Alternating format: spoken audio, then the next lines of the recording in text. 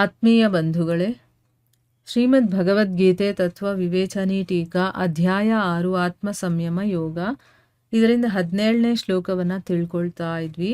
ಯಾರು ಆಹಾರ ವಿಹಾರಗಳನ್ನು ಸರಿಯಾಗಿ ಇಟ್ಕೊಂಡಿರ್ತಾರೋ, ಅಂದರೆ ಸರಿಯಾದ ರೀತಿಯಲ್ಲಿ ಸರಿಯಾದ ಪ್ರಮಾಣದಲ್ಲಿ ಯಾರು ಮಾಡ್ತಾರೋ ಅವರು ಧ್ಯಾನ ಯೋಗದಲ್ಲಿ ಆರಾಮಾಗಿ ತೊಡಗ್ಬೋದು. ಅದು ಸರಿಯಾಗಿ ರೀತಿಯಲ್ಲಿ ಕೂತ್ಕೋಬೋದು, ಅವರು ಧ್ಯಾನವನ್ನು ಮಾಡ್ಬೋದು ಅನ್ನೋದನ್ನ ತಿಳ್ಕೊಂಡಿದ್ವಿ. ಅಂದರೆ ಏನು, ಊಟ ಉಪಚಾರಗಳನ್ನು ನಮ್ಮ ಶಕ್ತಿಗೆ ಅನುಸಾರವಾಗಿ, ಅಂದರೆ ನನಗೆ ಜೀರ್ಣಶಕ್ತಿ ಎಷ್ಟಿದೆಯೋ ಅಷ್ಟು ಊಟವನ್ನು ಮಾಡಬೇಕು, ನನ್ನ ಆರೋಗ್ಯಕ್ಕೆ ಏನು ಬೇಕೋ ಅದನ್ನು ತಿನ್ನಬೇಕು, ಮತ್ತು ಸಾಧನೆ ಮಾಡೋದಕ್ಕೂ ನನಗೆ ಈಸಿಯಾಗಿರಬೇಕು ಅಷ್ಟೇ ಊಟವನ್ನು ಮಾಡಬೇಕು. ನಾನು ಆಸೆ ಅಂತಂದ್ಬಿಟ್ಟು ಜಾಸ್ತಿ ತಿನ್ನೋದಲ್ಲ. ಈಗ ನಾವು ಮಾಡೋದು ಏನು ಹೇಳಿ, ಅಯ್ಯೋ ನನಗೆ ಜಾಯಿಂಟ್ ಪೇನು, ನನಗೆ ಸೊಂಟ ನೋವು, ನನಗೆ ಹೊಟ್ಟೆ ನೋವು, ಅಥವಾ ನಂಗೆ ಜೀರ್ಣ ಆಗಲ್ಲ, ಅಯ್ಯೋ ಏನು ತಿಂದರೂ ಡೈಜೆಷನ್ ಆಗಲ್ಲ. ಯಾಕೆ ಇದೆಲ್ಲ ಆಗ್ತಾಯಿದೆ ಅಂತಂದರೆ, ನಾವು ನಮ್ಮ ಶರೀರಕ್ಕೆ ಏನು ಬೇಕೋ ಅದನ್ನು ಕೊಡ್ತಾ ಇಲ್ಲ, ನಮ್ಮ ಶರೀರಕ್ಕೆ ಎಷ್ಟು ಶಕ್ತಿ ಇದೆಯೋ ಜೀರ್ಣ ಮಾಡ್ಕೊಳ್ಳೋದಕ್ಕೆ ಅಷ್ಟನ್ನು ಕೊಡ್ತಾ ಇಲ್ಲ. ಏನಂದರೆ ಅದು ನಮ್ಮ ಮನ್ಸಿಗೆ ಬಂದಿದ್ದೆಲ್ಲ ತಿಂತಾ ಇರೋದು, ಎಷ್ಟಂದ್ರೆ ಅಷ್ಟು ತಿನ್ನೋದು, ಇದೆಲ್ಲ ಮಾಡ್ತಾ ಇರೋದ್ರಿಂದ ಇವತ್ತು ನಾವು ಇದೆಲ್ಲ ಪ್ರಾಬ್ಲಮ್ಸ್ನ ಫೇಸ್ ಮಾಡ್ತಾ ಇದ್ದೀವಿ. ಯಾವಾಗ ನಾವು ನನಗೆ ಎಷ್ಟಾಗುತ್ತೋ ಅಷ್ಟು ಮಾತ್ರ ತಿನ್ನೋದು, ನನಗೇನಾಗುತ್ತೋ ಅದನ್ನು ಮಾತ್ರ ತಿನ್ನೋದು, ಈ ರೀತಿ ಮಾಡ್ಕೊಂಡು ಬಂದಾಗ ನಮ್ಮ ಶರೀರ ನಿಜವಾಗ್ಲೂ ಆರೋಗ್ಯವಾಗಿರುತ್ತೆ. ನಮಗೆ ಕಾಯಿಲೆಗಳು ಬರ್ತಾ ಇರೋದೇ ಅತಿಯಾಗಿ ನಾವು ತಿಂತಾ ಇರೋದ್ರಿಂದ. ಅದನ್ನು ಚೆನ್ನಾಗಿ ನಾವು ನೆನಪಲ್ಲಿ ಇಟ್ಕೊಂಡಿರಬೇಕು, ಆಯಿತಾ. ಎಷ್ಟು ಬೇಕೋ ಅಷ್ಟು ತಿಂದಾಗ ನಮ್ಮ ಆರೋಗ್ಯ ಚೆನ್ನಾಗಿರುತ್ತೆ. ಇನ್ನು ನಾವು ನಡೆದಾಡೋದು, ಕೆಲಸ ಮಾಡೋದು ಅಷ್ಟೇ, ನನ್ನ ಶಕ್ತಿ ಮೀರಿ ಮಾಡೋಕ್ಕೆ ಹೋಗಬಾರ್ದು. ನನಗೆ ಎಷ್ಟಾಗುತ್ತೋ ಅಷ್ಟು ಮಾತ್ರ ಮಾಡಬೇಕು. ಆವಾಗ ನಮ್ಗೆ ಆಯಾಸ ಅನ್ನೋದು ಆಗೋದಿಲ್ಲ, ಆರೋಗ್ಯ ಅನ್ನೋದು ಕೆಡೋದಿಲ್ಲ. ಆವಾಗ ಏನಾಗುತ್ತೆ, ಧ್ಯಾನ ಯೋಗ ಮಾಡೋದಕ್ಕೆ ನಮ್ಗೆ ಈಸಿ ಆಗುತ್ತೆ ಅನ್ನೋದನ್ನ ತಿಳ್ಕೊಂಡ್ವಿ. ಈಗ ಮುಂದಿನ ಪ್ರಶ್ನೆ ಏನು ಅಂತಂದರೆ, ಕರ್ಮಗಳಲ್ಲಿ ಯುಕ್ತ ಚೇಷ್ಟ ಇರೋದು ಅಂತ ಹೇಳಿದಾರಲ್ಲ, ಅದಕ್ಕೆ ಅರ್ಥ ಏನು ಅಂತ ಕೇಳ್ತಾ ಇದ್ದಾರೆ. ಉತ್ತರ ಏನು ಅಂತಂದರೆ, ವರ್ಣ, ಆಶ್ರಮ, ಅವಸ್ಥೆ, ಸ್ಥಿತಿ ಮತ್ತು ವಾತಾವರಣ ಇದೆಲ್ಲದಕ್ಕೆ ಅನುಸಾರವಾಗಿ ಶಾಸ್ತ್ರಗಳಲ್ಲಿ ಹೇಳಿರುವಂಥ ಕರ್ತವ್ಯ ಕರ್ಮಗಳ ಹೆಸರನ್ನು ಕರ್ಮ ಅಂತ ಹೇಳಿರುವಂಥದ್ದು. ಈಗ ನನ್ನ ವರ್ಣ ಏನಿದೆಯೋ, ನನ್ನ ಆಶ್ರಮ ಏನಿದೆಯೋ, ನಾನಿರುವಂಥ ಸ್ಥಿತಿ, ನಾನಿರುವಂಥ ಅವಸ್ಥೆ, ಅಂದರೆ ನಾನು ವೃದ್ಧನಾಗಿದ್ದೀನಾ ಅಥವಾ ಯುವಾವಸ್ಥೆಯಲ್ಲಿದ್ದೀನಾ ಅಥವಾ ಇನ್ನೂ ಮಗು ಆಗಿದ್ದೀನ, ಏನೋ ಒಂದು ನನ್ನ ಒಂದು ಸ್ಟೇಜ್ ಇರುತ್ತಲ್ವ ಅದಕ್ಕೆ. ಮತ್ತು ವಾತಾವರಣನೂ ಇಂಪಾರ್ಟೆಂಟ್ ಆಗುತ್ತೆ. ಅದೆಲ್ಲಕ್ಕನುಸಾರವಾಗಿ ಶಾಸ್ತ್ರಗಳಲ್ಲಿ ಕರ್ತವ್ಯ ಅಂತ ಕೆಲವೊಂದು ಕರ್ಮಗಳನ್ನು ಹೇಳಿದ್ದಾರೆ. ಇದು ನೀನು ಮಾಡಲೇಬೇಕು ಅಂತಂದ್ಬಿಟ್ಟು ಅದನ್ನು ಕರ್ಮ ಅಂತ ಹೇಳೋದು.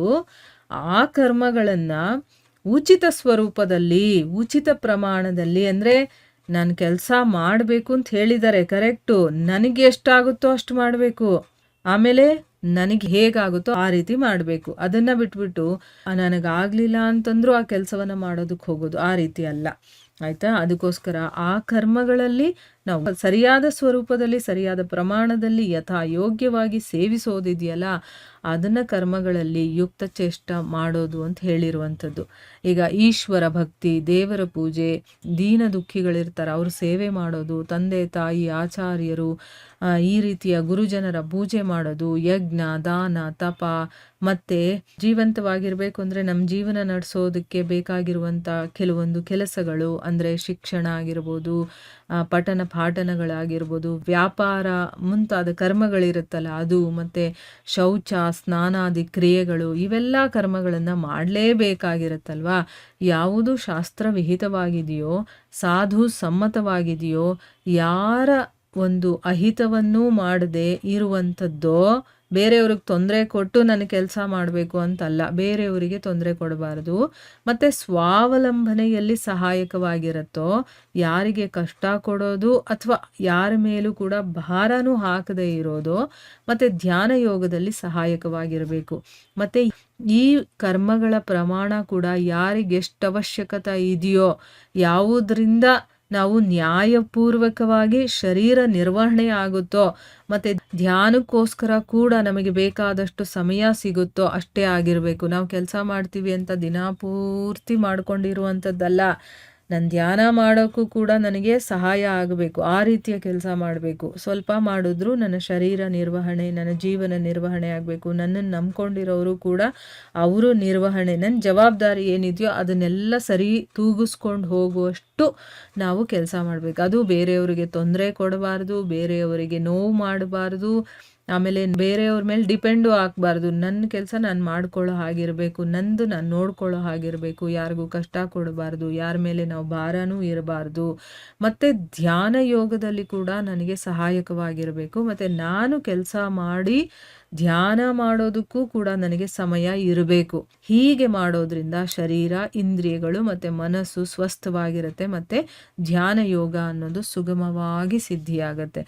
ಈಗ ನಾವು ಕೆಲಸ ಮಾಡೋ ರೀತಿ ನೋಡಿ, ಬೆಳಗ್ಗೆಯಿಂದ ರಾತ್ರಿವರೆಗೂ ದುಡಿತಾನೇ ಇರ್ತೀವಿ. ಅಂದರೆ ಏನು, ಇವಾಗ ಅದಕ್ಕೆ ಒಂದು ಟೈಮ್ ಲಿಮಿಟ್ ಅನ್ನೋದೇ ಇಲ್ಲ. ಬರೀ ಕೆಲಸ ಮಾಡಿಕೊಂಡೇ ಇರೋದು. ಇನ್ನು ಬೇರೆದೆಲ್ಲ ಯಾವಾಗ ಮಾಡೋದು? ಈಗ ಅಷ್ಟೆಲ್ಲ ನಾವು ಟೆನ್ಷನ್ ಮಾಡ್ಕೊಂಡು ಕೆಲಸ ಮಾಡಿದ್ಮೇಲೆ ಧ್ಯಾನ ಕೂತ್ಕೊಂಡಾಗ ನಿದ್ದೆ ಬರುತ್ತೆ. ಧ್ಯಾನ ಎಲ್ಲಿಂದ ಆಗುತ್ತೆ ಅಲ್ವಾ? ಅದಕ್ಕೋಸ್ಕರನೇ ಇಲ್ಲಿ ಎಷ್ಟು ಮಾಡಬೇಕೋ ಅಷ್ಟೇ ಮಾಡಬೇಕು. ಆವಾಗ ನಮಗೆ ಬೇರೆ ಸಾಧನೆ, ನನ್ನ ಒಂದು ಆತ್ಮದ ಉನ್ನತಿಗೋಸ್ಕರ ನಾನು ಮಾಡಬೇಕಾಗಿರುವಂಥ ಸಾಧನೆ ಮಾಡೋದಕ್ಕೂ ನಮಗೆ ಸಮಯ ಸಿಗುತ್ತೆ. ಇಲ್ಲ ಅಂತಂದರೆ ಬರೀ ಕೆಲಸ ಮಾಡೋದು, ತಿನ್ನೋದು, ಮಲಗೋದು, ಇದು ಪ್ರಾಣಿಗಳೂ ಮಾಡ್ತವೆ. ಅದೇ ರೀತಿ ನಾವು ಮಾಡಿಕೊಂಡೇ ಬಿಡಬೇಕಾಗತ್ತೆ. ಅದಕ್ಕೋಸ್ಕರನೇ ಈ ಆಹಾರ ಮತ್ತು ವಿಹಾರ ಕೂಡ ಎಷ್ಟಿರಬೇಕೋ ಅಷ್ಟೇ ಇರಬೇಕು. ಆವಾಗ ನಾವು ಧ್ಯಾನ ಯೋಗ ಮಾಡೋದಕ್ಕೆ ಸಾಧ್ಯ ಆಗೋದು. ಇಲ್ಲಿ ಕರ್ಮಗಳಲ್ಲಿ ಯುಕ್ತ ಚೇಷ್ಟ ಅಂತಂದರೆ ಎಷ್ಟು ಮಾಡಬೇಕೋ, ನನ್ನ ಯೋಗ್ಯತೆ, ನನ್ನ ಒಂದು ಧರ್ಮ, ಆಶ್ರಮ, ವರ್ಣ ಏನಿದೆಯೋ ಅದಕ್ಕೆ ತಕ್ಕಂಗೆ ಎಷ್ಟು ಮಾಡಬೇಕೋ, ಏನು ಮಾಡಬೇಕೋ ಅಷ್ಟನ್ನು ಮಾಡ್ಕೊಂಡು ನನ್ನ ಧ್ಯಾನ ಮಾಡೋದಕ್ಕೂ ಕೂಡ ಅದು ಅನುಕೂಲವಾಗಿರಬೇಕು. ಆ ರೀತಿ ಮಾಡ್ಕೊಂಡು ಹೋಗೋದನ್ನು ಇಲ್ಲಿ ಯುಕ್ತ ಚೇಷ್ಟ ಅಂತ ಹೇಳೋದು ಅಂತ ಅರ್ಥ. ಸೊ ಇಲ್ಲಿಗೆ ನಾವು ನಿಲ್ಲಿಸೋಣ. ಹರೇ ಕೃಷ್ಣ.